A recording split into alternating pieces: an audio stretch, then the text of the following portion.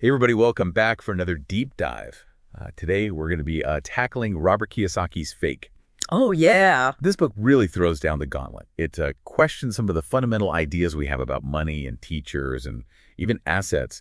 Kiyosaki doesn't hold back. He calls them all fake. And I got to admit, some of it really left me scratching my head. Like, he claims that saving money won't make you rich.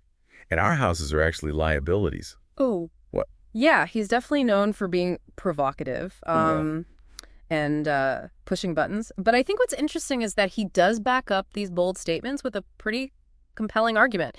He's essentially saying that the systems we often rely on, especially when it comes to finances, might be setting us up for struggle in a world that's constantly changing. Okay, so let's start with this idea of a fake future that Kiyosaki keeps talking about. What is that all about? Right. It sounds a bit ominous, doesn't it? Yeah, and it all starts with his view that the economic system is rigged against the average person. And he places a lot of emphasis on what he calls fake money and how it contributes to this problem. Fake money. Okay, now you've got me really curious. What does he even mean by that? Well, Kiyosaki argues that ever since President Nixon took the U.S. dollar off the gold standard back in 1971, our money has become what's known as fiat money. Now imagine for a second that you're back in the days of bartering, trading goods and services directly. Fiat money is kind of the opposite of that. Okay, fine. Instead of relying on something tangible like gold, fiat money is essentially government-issued currency that's not backed by a physical commodity. Think of it this way. Its value is based solely on the trust and confidence we have in the government that issued it. Kind of makes you think about that phrase on the dollar bill, "In God we trust," doesn't it? Yeah, it really does. Yeah. So are you saying that the dollar is basically worthless then? Well, not exactly worthless. But Kiyosaki's point is that this system gives governments the power to print more money whenever they want, which can lead to inflation. You know, when things start costing more and your money doesn't buy as much as it used to. And that can have a big impact on your savings. Think about it. If you're diligently putting money aside, but its value is constantly being eroded by inflation, it's like running on a treadmill. You're working hard, but not really getting ahead. Right, yeah, that makes sense. It's like how a gallon of milk used to cost $1 and now, Yeah. Yeah. And this ties into another point that Kiyosaki makes that really surprised me. He says, saving money won't make you rich, but isn't saving like the cornerstone of personal finance? Well, it is. And that's precisely why Kiyosaki challenges this conventional wisdom. He draws a clear distinction between assets and liabilities, and he's kind of flipping the script on how we typically think about them. True assets put money into your pocket, while liabilities take money out. So like a rental property that generates income would be an asset, while that brand new truck you just bought that's costing you money would be a liability. You got it. But Kiyosaki goes even further. He claims that even buying a house, something that many consider a solid investment, can actually be a trap. Wait, hold on. How can a house, something that most people consider a path to building wealth, be a liability? I'm not sure I'm following. Well, think about your house for a second. Sure, it might increase in value over time, but it also comes with a whole bunch of expenses. Mortgage payments, property taxes, insurance, repairs.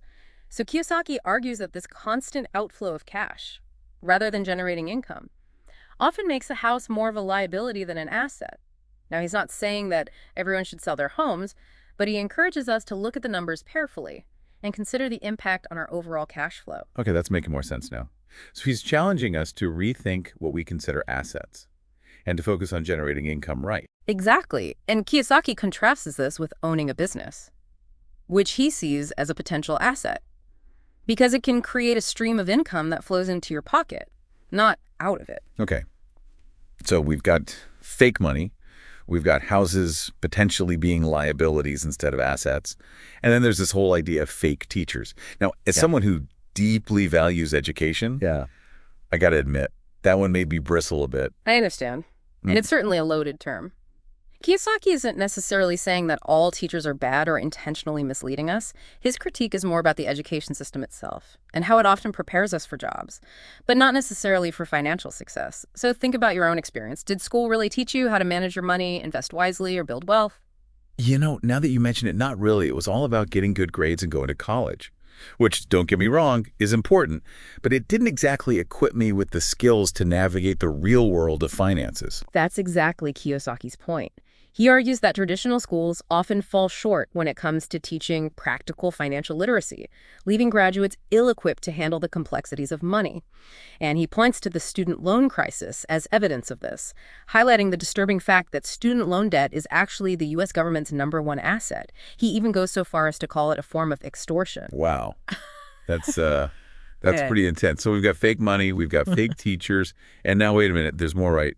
Kiyosaki talks about fake assets and how billions are invested in them. So fill me in on this. What are these so-called fake assets? Well, they might not seem so fake at first glance, but Kiyosaki includes things like 401k, ass IRAs, mutual funds, even government pensions in this category. Wait, seriously, but those are like the cornerstones of most people's retirement plans.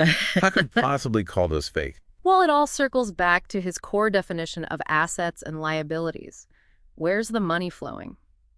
Kiyosaki argues that these investment vehicles, while often presented as safe and reliable, can actually involve more money flowing out of your pocket than in paybe. I see. So he's saying they might look like assets on paper, but in reality, they could be draining your resources through fees management costs and even contributions. You got it. He emphasizes that instead of blindly trusting these traditional systems, you need to understand how they work and be in control of your money, making it work for you, not the other way around. Okay, this is all pretty eye-opening. But Kiyosaki doesn't just focus on the problems. He also talks about how the rich often get richer even when markets crash. How does that even make sense? Well, Kiyosaki argues that market crashes, while devastating for many, can actually create unique opportunities for the wealthy. They have the resources and the knowledge to buy up assets at bargain prices while everyone else is panicking and selling low. It's kind of like a counterintuitive real estate strategy, but on a much grander scale. So they're essentially using the crash to their advantage, scooping up bargains while others are losing out. Seems a bit unfair, doesn't it? It can definitely feel that way, but it highlights Kiyosaki's point about being financially prepared and having a strategy to navigate economic downturns. Remember, he's all about empowering individuals to take control of their finances and create their own opportunities, regardless of what's happening in the market.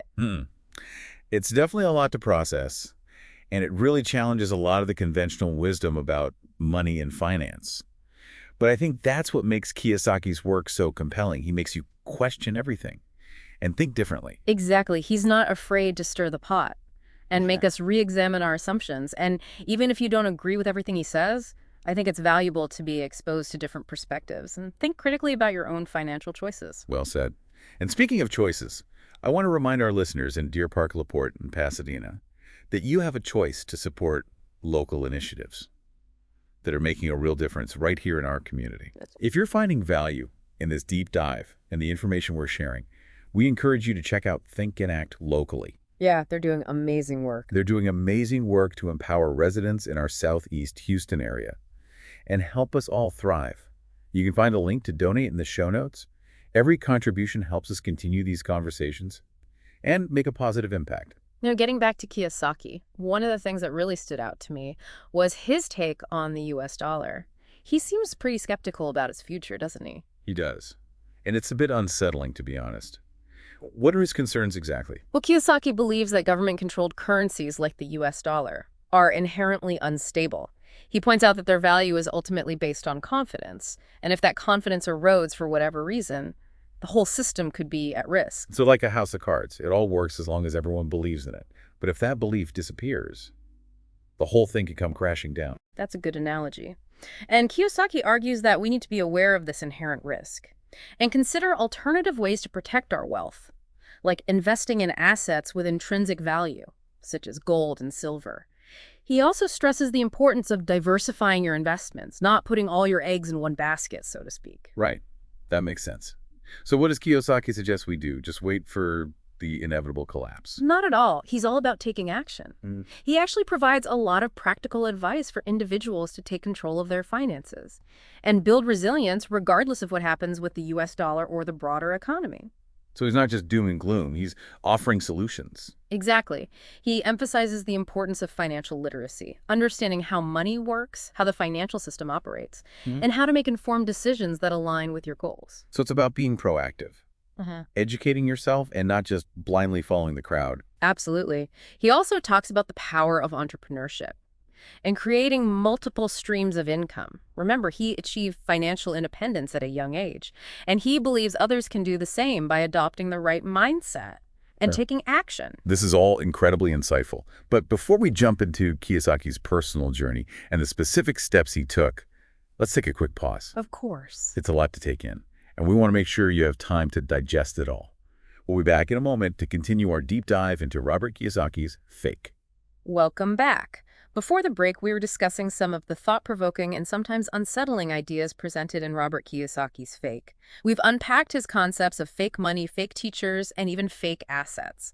Now you might be wondering, what's the solution? Does Kiyosaki offer any guidance on how to navigate this so-called fake system? That's a great question, and I was wondering the same thing.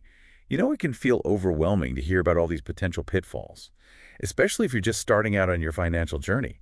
So does Kiyosaki just leave us hanging? Or does he offer some practical advice? Well, he definitely doesn't leave us empty-handed. In fact, Kiyosaki draws a lot from his personal journey to financial independence.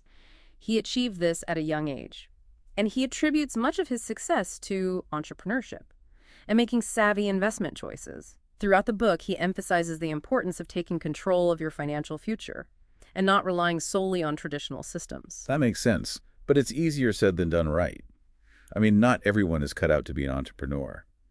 And the thought of investing can be intimidating for a lot of people. So how does Kiyosaki bridge that gap? One of the key things Kiyosaki stresses is the importance of financial literacy. He believes that everyone, regardless of their background or career aspirations, should have a solid understanding of how money works. He encourages readers to educate themselves about different investment opportunities, learn how to assess risk and potential return, and develop a sound financial strategy. So it's about empowering yourself with knowledge and making informed decisions rather than just blindly following the advice of others. Exactly. And Kiyosaki doesn't shy away from criticizing the education system for failing to equip people with these essential skills. He believes that financial literacy should be a fundamental part of our education, just like reading, writing, and math. It's true that we learned about history, science, and literature in school, but personal finance often gets overlooked. It's like we're expected to just figure it out on our own, which can lead to a lot of mistakes and missed opportunities. And that's where Kiyosaki comes in. Trying to fill that gap with his books and teachings, he also emphasizes the value of mentorship and building a network of people who can guide you and share their expertise. He's a big believer in surrounding yourself with individuals who are knowledgeable and successful in the areas you want to pursue. So it's about finding mentors, building connections, and learning from those who have already achieved what you aspire to. It sounds like that entrepreneurial spirit can apply even if you aren't starting a traditional business. Absolutely. And remember, this isn't just about getting rich. It's about creating a life of freedom and abundance, doing what you love, and having the financial resources to support your passions. And Kiyosaki believes that one of the best ways to achieve this is to invest in what you're passionate about. Okay, that resonates with me. I think a lot of people dream of turning their passions into profitable ventures. But how do you know what will actually be successful? It can be tough to balance your heart with your head, especially when money is involved. Kiyosaki acknowledges that it's not always easy, but he encourages people to identify their strengths, explore their interests, and find ways to monetize their skills and talents. He also stresses the importance of taking calculated risks, stepping outside your comfort zone, and being willing to learn from your mistakes along the way. So it's not about playing it safe, Yeah. but about being strategic and embracing the ups and downs that come with pursuing your passions. Exactly. And Kiyosaki is a firm believer in the power of learning from failure. He actually dedicates a whole chapter to this in Fake, titled, "Why Mistakes Are Your Best Real Teachers." Now, I have to admit, that title caught my eye. It's easy to beat ourselves up over mistakes, especially when it comes to money. But Kiyosaki seems to embrace them, almost encouraging us to make them. Why is that? He argues that our education system conditions us to fear mistakes. But in the real world, they are inevitable and can be incredibly valuable learning experiences. So instead of trying to avoid them at all costs, he encourages readers to analyze their mistakes, extract lessons from them, and use those lessons to make better decisions in the future. So it's like that saying, you win or you learn. It's a shift in perspective. Seeing mistakes not as failures, but as opportunities for growth. That's pretty powerful. It is, and it connects back to his idea of financial literacy. The more you understand how things work, the more informed decisions you can make. And even if you do make mistakes, you'll be better equipped to learn from them and course correct. It's like having a financial GPS. You might take a wrong turn now and then, but you can always reroute and get back on track.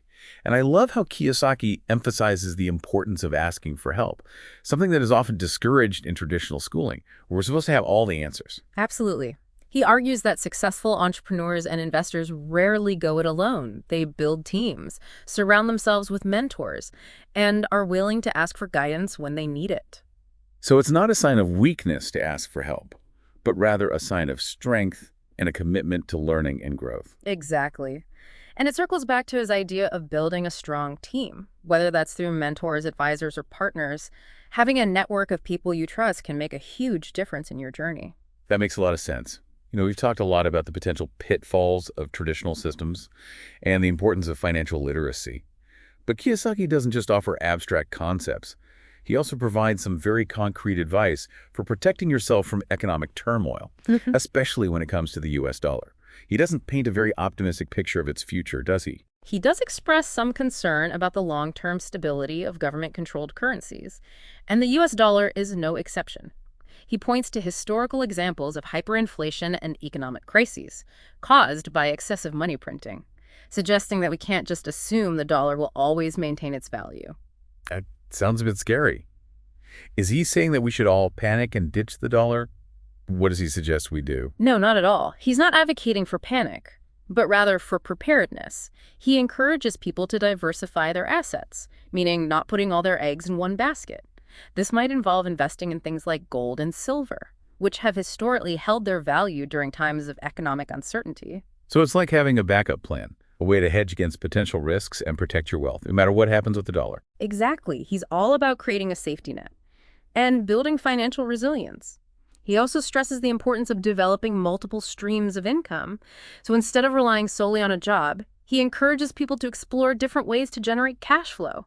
This could involve starting a side business, investing in real estate, or creating passive income streams through things like online courses or digital products. It's interesting how he ties this back to entrepreneurship, even if it's not in the traditional sense. It's about taking control of your finances and creating your own opportunities, right? Absolutely. And it connects to his belief in the power of individual initiative and not being overly reliant on government or institutional systems. He emphasizes the importance of being proactive and taking responsibility for your own financial well-being. It's definitely a message of empowerment, and one that resonates with our mission here at Think and Act Locally. We're all about empowering residents in Deer Park, LaPorte, and Pasadena to take charge of their lives and make a positive impact in our community. That's right. And we believe that financial literacy is a key part of that empowerment. When you understand how money works, you have more control over your choices and your future. Couldn't agree more. And for our listeners who are finding value in this deep dive and want to support our mission, you can find a link to donate to Think and Act Locally in the show notes. Every contribution makes a difference. Now, getting back to Kiyosaki, let's shift gears and dive into some of the specific advice he offers. For building wealth and achieving financial freedom, one of the key concepts he highlights is the distinction between good debt and bad debt. This can be a bit confusing, so let's break it down for our listeners. I'm glad you brought that up. I think a lot of people have been conditioned to believe that all debt is bad. But Kiyosaki seems to suggest that there are certain types of debt that can actually work in your favor. That's right. He argues that good debt is debt that is used to acquire assets that generate income. For example, if you take out a loan to buy a rental property, that produces positive cash flow. That could be considered good debt. The income from the property helps you pay off the loan. Yes. While also building equity. So it's about using debt strategically as a tool to leverage your investments and create wealth. Exactly. On the other hand, bad debt is debt that is used to purchase liabilities, things that drain your cash flow and don't appreciate in value. Think about credit card debt used to buy clothes or gadgets. That's money going out of your pocket without any real return. It's a helpful distinction. I think a lot of people struggle with credit card debt and consumer spending habits. Kiyosaki seems to be advocating for a mindset shift, encouraging us to be more mindful about how we use debt and to focus on building assets that will generate income and build long-term wealth. Exactly. He also emphasizes the importance of having a solid financial plan, a roadmap that outlines your goals and the steps you need to take to achieve them. This includes things like creating a budget, tracking your expenses, and making a plan to pay off any high-interest debt. So it's not just about dreaming big. It's about having a practical plan and taking concrete steps to make those dreams a reality. Absolutely. And Kiyosaki reminds us that financial success is a journey, not a destination. It's about making consistent progress, learning from your experiences, and constantly adjusting your approach as needed. It's about building healthy habits, developing a growth mindset, and staying committed to your goals even when things get tough. And sometimes it can be helpful to have a mentor or guide along the way. Absolutely. Having someone to bounce ideas off of, offer advice, and provide support can be incredibly valuable. And that's one of the things we strive to do here at Think and Act locally, provide a network of support and resources for our community. That's right. We believe in empowering residents of Deer Park, LaPorte, and Pasadena with the knowledge and tools they need to thrive, and for those who want to be a part of this mission and help us continue to provide these resources, we encourage you to check out the donation link in our show notes. Every contribution makes a difference. Now, before we move on to the final part of our deep dive, where we'll explore Kiyosaki's intriguing definition of money and his thoughts on the future of finance, we want to hear from you. What are your biggest takeaways from our discussion so far? What resonates with you the most? We'd love to hear your thoughts and questions. Feel free to share them on our social media channels, and we'll do our best to address them in our next episode. Stay tuned. Welcome back to our deep dive into Robert Kiyosaki's Fake. We've covered a lot of ground, from fake money and fake teachers to the power of entrepreneurship and the importance of financial literacy. You might be thinking, okay, I get it, I need to be more proactive with my money, but where do I even start? Right. Well, that's a great question, and it's something that Kiyosaki addresses head-on. He provides a roadmap for achieving financial freedom. And it all starts with shifting your mindset. A mindset shift. What does that look like? Well, Kiyosaki encourages readers to embrace what he calls an eagle mindset. And he contrasts this with a chicken mindset, which represents those who play it safe, follow the rules, and often end up kind of stuck in the financial coop. The eagles, on the other hand, are the bold risk takers, the entrepreneurs and investors who soar above the crowd. Now, he's not saying that everyone needs to start a business, but he emphasizes the importance of adopting that entrepreneurial spirit, regardless of your chosen path. So it's about thinking outside the box, being willing to take calculated risks, and not letting fear hold you back from pursuing your financial goals. Exactly. It's about being proactive, seeking out opportunities, and taking ownership of your financial destiny. And it ties back to his emphasis on financial literacy. The more you understand how money works, the more empowered you'll be to make smart decisions and navigate the complexities of the financial world. Yeah, it's like having a financial compass. You might not always know the exact route, but you'll have a sense of direction and be able to adjust your course as needed. And remember, Kiyosaki stresses that it's a journey, not a race. There will be ups and downs, but the key is to stay focused on your goals and keep learning and growing along the way. That's such a crucial point, and I think it's one of the reasons that Kiyosaki's work resonates with so many people. He doesn't sugarcoat things or offer any quick fixes. He acknowledges the challenges, but also emphasizes the potential rewards of taking control of your finances and building a life of abundance. It's a message of empowerment, and it aligns perfectly with the work being done by Think and Act locally, right here in our community. They're providing resources and support to help residents of Deer Park, LaPorte, and Pasadena take charge of their lives and create positive change. It's inspiring to see so many people embracing that eagle mindset and making a difference. It is, and we applaud their efforts. For our listeners who are inspired by this message and want to support Think and Act locally, you can find a link to donate in our show notes. Your contribution helps them continue to empower our community and make a real impact. Now, before we wrap up our deep dive, there's one more concept from Kiyosaki that I want to explore. He defines money as an idea backed by confidence. That's pretty profound, isn't it? What are your thoughts on that? Yeah, it's a deceptively simple statement, but it really gets to the heart of how money functions in our society. Think about it. Money itself doesn't have any intrinsic value. It's just a piece of paper or a digital entry. Its value comes from the collective belief that we as a society have agreed to give it meaning and worth. So it's like a giant game of trust. We all agree to play by the rules and believe in the system, Yep. and as long as that trust holds, everything works. Exactly. And Kiyosaki highlights the potential fragility of this trust. He points to historical examples of currencies collapsing when that confidence erodes, often due to factors like hyperinflation or government mismanagement. That's a bit unsettling. Especially with all the economic uncertainty in the world today, it makes you wonder, what does the future hold for money? Will we continue to use traditional currencies? Or will something else emerge? Those are questions worth pondering, and Kiyosaki doesn't offer any easy answers. But he encourages us to be aware of the potential risks and to explore alternative ways to protect our wealth.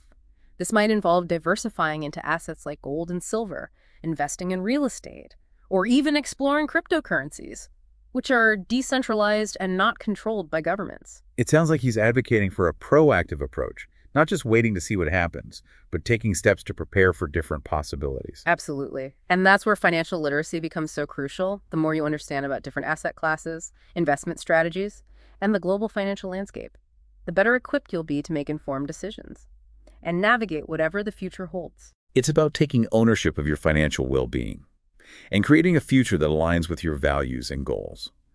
And that's a message we can all embrace, regardless of our current financial situation. Couldn't agree more. So as we wrap up our deep dive into Robert Kiyosaki's Fake, we encourage you to continue exploring these ideas and to apply what resonates with you to your own financial journey. Remember, it's about questioning assumptions, challenging conventional wisdom, and seeking out knowledge and resources that empower you to make informed decisions. And if you're looking for support and guidance right here in our community, check out Think and Act Locally. They're doing incredible work to empower residents of Deer Park, LaPorte, and Pasadena to thrive. You can find a link to donate in our show notes. Every contribution helps them continue their mission of building a brighter future for all of us. Thanks for joining us on this deep dive. We hope you found it insightful and empowering. Until next time, keep learning, keep growing, and keep diving deep.